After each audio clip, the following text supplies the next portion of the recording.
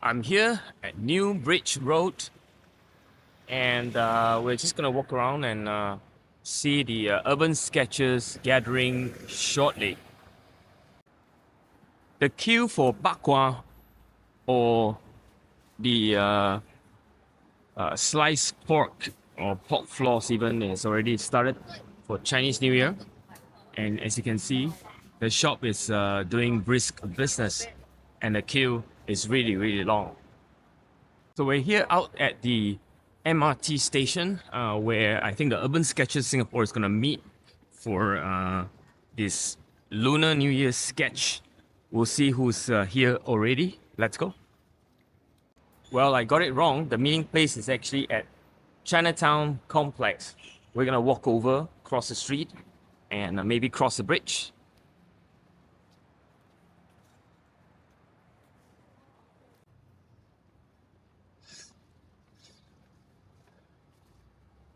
Yep, let's go to take a look at maybe from here what are the decorations that we can find from the top of the pedestrian walkway looking down on North Bridge Road. There you go. Boo boo, I got it wrong twice. It's not at People's Park, it's at Chinatown Complex, which is actually just literally next door to where I was. Let's walk there. And while we get there, I'll show you the view from the top of the pedestrian walkway from the other side. As you can see, some of the shops are still shuttered. I guess it's still a little bit early. It's about 9:20 in the morning right now, and I think most people will open post 10 a.m. I suppose. That's more like the usual opening slot. I suspect we will see sketches already at work or even already gathered.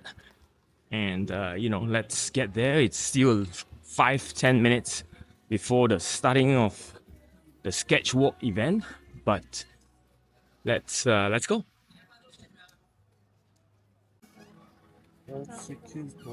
Well, durian is not exactly in season, but in Singapore you can pretty much get durian throughout the year.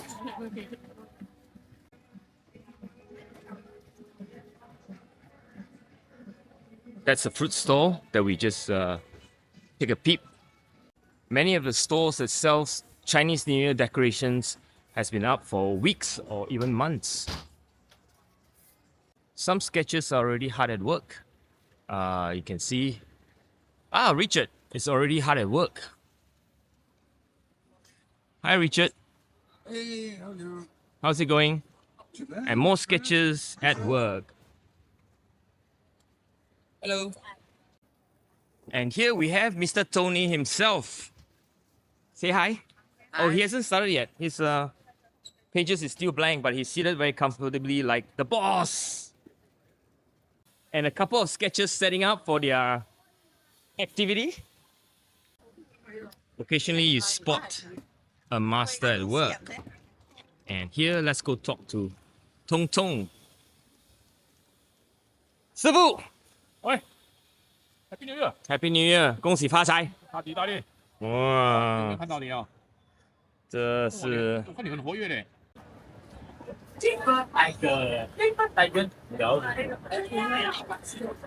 Let's go to the main place, and you see more sketches loitering everywhere. Hello. Enjoy the sketch. Hi. And you see master sketcher even in Singapore. So this is the usual place that the urban sketchers meet, the so-called open space here, and where the little sort of stage and also the Chinatown Visitor Center is. Well, we'll wait a bit and see what happens. We are only a few minutes away from opening, and yeah. So I finally got myself to the right place, Chinatown Complex, or New Way. And this is, well, yeah, it's a very old complex, and even my grandparents, when we used to come to Singapore as visitors, would, visit this place. So as I've been saying, sketching is a completely very social activity. And yeah, you see everybody here, you know, Albert, Fabian. Yeah, But you don't very, know. very social. Yeah, you don't know who is who. Well, we have to introduce. New people, new people. Yes, what's going on? Breakfast. Artists should never go hungry, you agree? Right. Yeah. Eat fast. Are you the host today? So what are you gonna tell the newbie participant? Chinatown is a very big area, so there's a lot of decorations around here. So they can sketch There's anywhere, the stores everywhere. over here, and then further down, I think Yeah. there's the snake decorations Yeah. that they can sketch. The North Bridge roadside. Yes, correct. Okay, so they can go anywhere. What time is the meetup? 12, 15 here. Okay, Here got like this space here. area This is you the can open shout at space. yeah, so we don't need to be afraid of the rain. Okay, very good. Okay, feel free to roam around. Ah, that is Alice. Hello. Ah, so what are you gonna sketch today? Somehow. Oh, I am so. I can sketch you. I don't mind. Sketching in front of somehow. Well, the sketches are here in earnest. You can see a lot more sketches on the street. Everybody is completely immersed in their sketching and observation activity. I better go smash one too.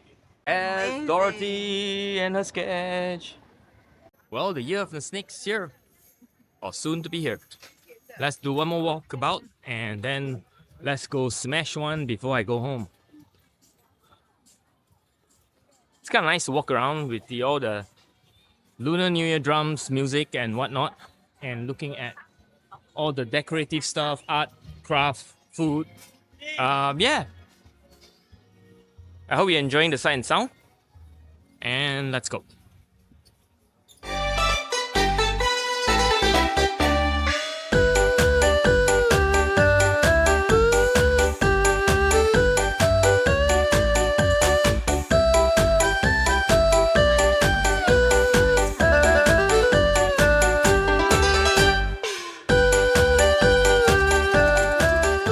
Here is Lim Chi Guan. Yes. We just went past the other shop as well, going towards the center of where the main decorations starting. That's the beginning of the Chinatown decorations, and let's cross the road to get to a place where I believe there are sketchers already sketching. Chinatown Point on Upper Cross Street, and there you go. Sketches spotted. The ones faithfully sketching away. Hello, Lynn. Hi. So at this point, I plonk myself, clean my fountain pen because it's a bit clogged. So I spray it and dilute it down. Also because I didn't want it to be too dark when I start. I might make mistakes with my line, so gray is better than dark, I suppose. So there I go, thin line, and it's still a little bit clogged. It doesn't really come out nicely. I decided I'll sketch only the snake and not so much the entire installation because it is year of the snake, and I think it is about a year of renewal. It's a year of I guess cleansing. I don't know, but regardless, I feel that most people are feeling good about the incoming Lunar New Year and the incoming year, and I wish everybody to have an upbeat sort of outlook to the whole year. Well, generally, in the year of the snake, the Chinese astrology, not that I, believe in it, but just giving out information. And from an auspicious perspective, it is about wisdom and intuition. I mean, snakes are seen as wise and intuitive creatures. It symbolizes the deep inner knowledge and the ability to make insightful decisions. Well, unlike the Bible, that is in Genesis. But we're not looking at it from a biblical perspective. We're looking at it from a Chinese astrology perspective. So it's wisdom and intuition. It's also about transformation and renewal. The fact that the snake sheds its skin represents transformation and rebirth. I guess it's also suggesting a year of personal growth for all of us, and of course, positive change. And generally, it means good fortune as well. So as I draw it and I look at this cute snake that is in front of me, I intend to make this sketch as cute, as kawaii, as the Japanese would say, as possible. And those of you who have been with me on my channel long enough, you know that I always start with the macro picture before I go into the details. Here, there's no difference. I'm looking at the outline of the snake. And of course, in Chinese astrology, it also look graceful and elegant. Well, snakes can be graceful, I suppose, the way it slither around. And the Chinese culture interpret it as a symbol of poise and refinement. um, I guess in some cases you can look at snake as being associated with wealth and good fortune, especially when you're in business and in finance, right? As Singapore is a city state with many of those attributes. Here I'm looking at the eyes of the snake. It's very round, very comic like, illustrative almost, and I intend to make full use of that sort of shapes to represent a cute snake. And again, snakes is also known to symbolize longevity and health. Well, in some cultures, the snake is linked to longevity and good health. And so hopefully that also wishes you, all of you, a good year of vitality and well-being. Anyway, enough of this astrology stuff. And go back to my sketch. Yeah. So generally, if you live a life of creativity, I suppose your mind and mental well-being is better. So do more sketch, right? Sketch more. Be out there. Be with your friends. You will never get depressed as much if you are spending time with other people, and hopefully they are, upbeat and always on the go. And if not, you be the one who's on the go and sort of rub them off. Uh, you know, be the change if the world can't change. You know, or at least if the world is being negative, then you be the positive factor. Right? Yeah. Now I'm looking at the tail. It's quite a cute tail. It actually goes out of my sketchbook. The actual, shape and whatever. But I'm the artist, so artistic license prevailed, and it stays inside my sketchbook. And then what I do is I'm looking at what other little sort of characteristics. I'm kind of deciding that I'll just use watercolor to texture it and don't spend too much time texturing it with my pen. A little bit for indication, but not so much more. Enough for me to throw color. I always say that my lines are there to create the structure for me to throw colors and to play with my watercolor. Which is always a good way to look at how one sketched. In other words, don't put too much attention to the drawing, enough to be accurate from a size, shape, perspective, and then the colors can be the statement. Of course, drawing is very important. It's not many people that I see, they can't really draw, and so it mess up their watercolor because by the time they put colors, they are flustered by their own lack of accuracy in the way they draw. I'm going to put a background first with my French ultramarine and permanent alizarin crimson mixture. It is not one single pigment. There are two pigments in there, and I'm just going to mix it up on the paper. Sometimes a little bit more blue, sometimes a little bit more red.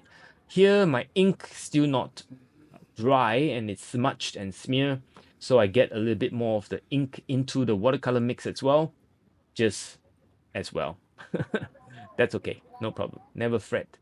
And then a little bit darker at the bottom, only somewhat, a bit more red, a little bit more blue later on, but it's sort of going into the different pigments, alternating it to create the sort of interesting difference, or your eyes can see the tiny difference. That is, when they melt into each other, wet on wet, it's a lot of fun to see how they turn out.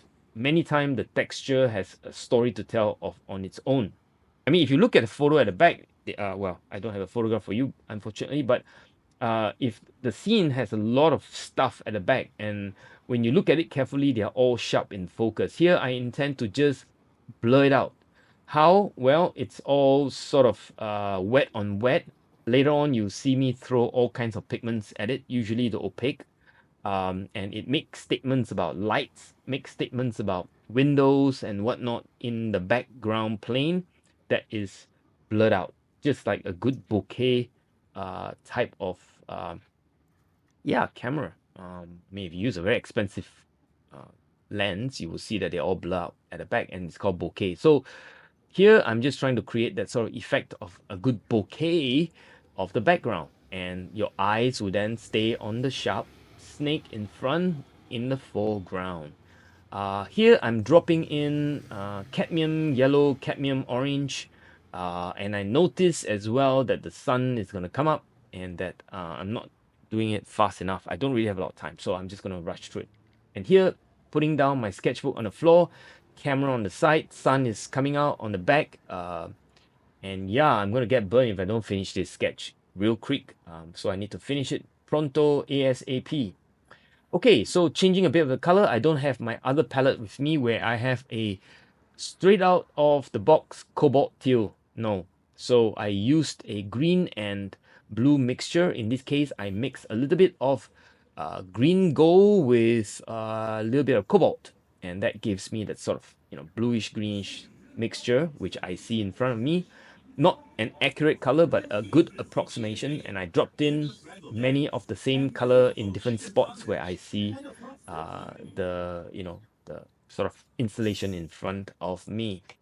So at this point, I am just going to continue to see what I see and put down the color as I see it, trying to disrespect the line if I can, and never use one single pigment on one shade. So there in the yellow spot, you see lemon yellow with a bit of new gambosh. So one is cooler, one is warmer.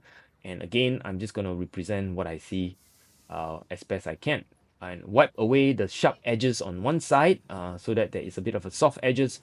The belly of the snake is a bit of a gray and white, so I'm just going to leave it as much as I can to a white color, and then maybe use some shadow to create a form of three-dimension shape of the installation, and pushing things forward, backward with shadows. Again, soften some of the edges, and just to represent what I see, in terms of the color of the body of the snake. Yeah, it's basically green, slightly bluish green if you like, and then a lot of yellow thrown in. And in the background, there's lots of red, lots of yellow, lots of orange. I think I'm just going to represent that as well. I intend to use some opaque somewhere to kind of, strengthen the color, but I think that's pretty much what I'm thinking at this point. Okay, I'm going to put on music from here on until the end because I really have nothing much else to say at this point other than, I'm just looking at the photo or the installation in front of me, and I'm just putting in the color as I see it. All right, so enjoy the process in real time.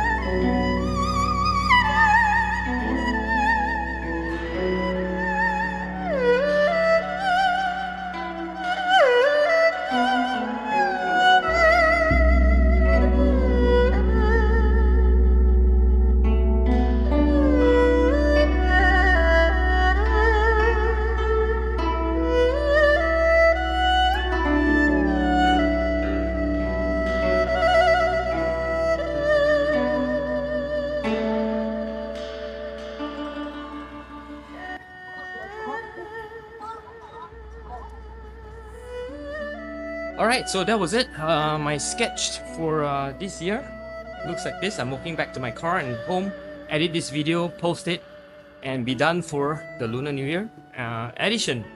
I hope you enjoyed it, and hopefully I'll see you in the next episode that I'll put up for you guys later. Bye. Oh, Happy New Year! 恭喜发财，新年快乐！